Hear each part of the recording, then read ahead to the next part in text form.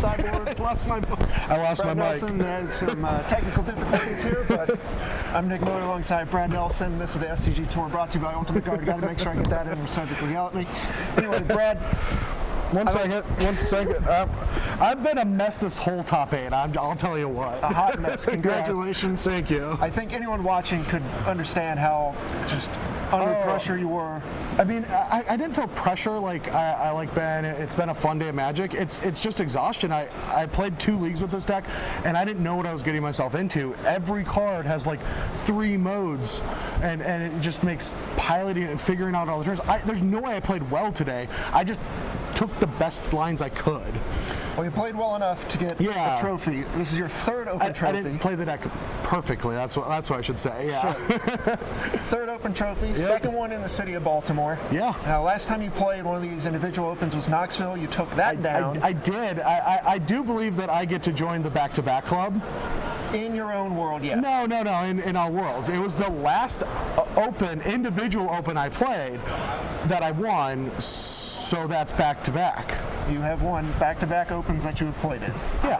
All right, we got to talk about Grixis Death Shadow, because this deck, every game you played, you were just, I don't want to say struggling, but you were in the tank looking at every line. There was a million moving pieces going on in every game, and that finals just kind of showed that to a T. Every turn, the games were only 3 or 4 turns really long, but everything was going on, and I couldn't see what was in your hand because you were keeping it so tight, and then it's coming down to what's going to come off the top of the deck when he dredges and what happens then. What was going through your mind in that finals, and specific that last couple of turns? In the finals, I was just tapped out. Like the day was just really long, and I went to a lot of like 3s, and like my winning in was on camera, and that was a challenging match, and that went to time, and I've kind of slowed my game down normally, not on purpose. I think I'm just getting old and slow, but specifically as the day went on, it's just harder to make decisions because there's so many. This deck has so many. Todd Stevens and I in our top 8 match were talking about that. Like he's like, well, that's my one play I get to make this turn, and I'm like, well, I have like 8. Yeah. But in the last couple turns, I needed a land earlier to push a big advantage. But on that last turn, I realized that if I just play the K return, I might have to be forced to draw a land to win. But if I just keep slowing the game goes slow. Like I'm going to run out of those resources. I had that window, and I needed Dredge to hit their fail rate, and he kind of half and half. He got 2 blockers, which usually Dredge, like he'd be lucky to get 2, but he also had all the other threats that were going to kill me. So I didn't think that I was going to be actually on just dead if I don't draw. I thought I was going to get another turn or 2 to play Magic. Right, because you kept using your stubborn denials on the Life from the Loams, slowing them down, and then when the 3rd one happened, it came, you had to make a decision at that point because he had the Stinkweed Imp and the Narcomoeba. You were going to have to eventually find a way to push damage. Yeah.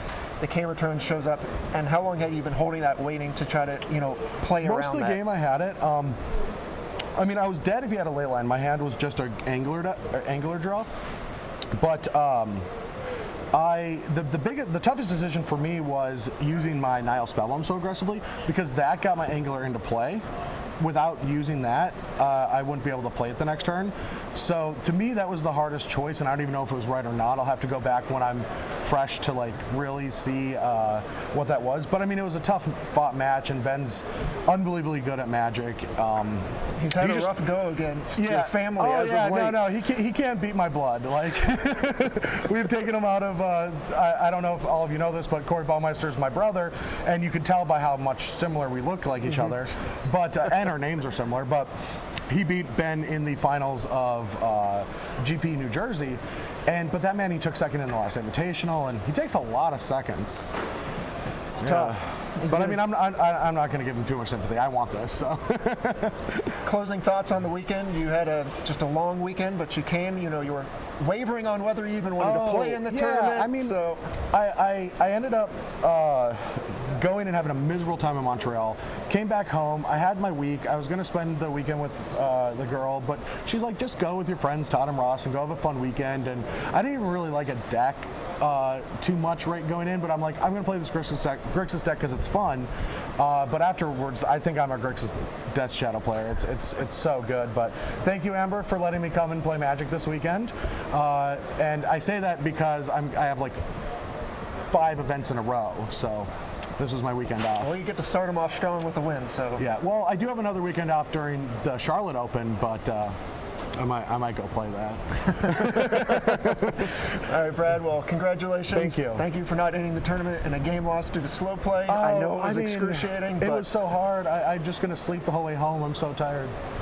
Well, you got another open win. You're going to climb that leaderboard a little bit more. Hope to see you on the next Open. Oh, I would love it. I'd love to keep getting these buys. This is the first time I got to use my buys from last season. Well, we're glad to have you. Thank you. We're going to send it back over to Craig and Cedric one last time here in Baltimore.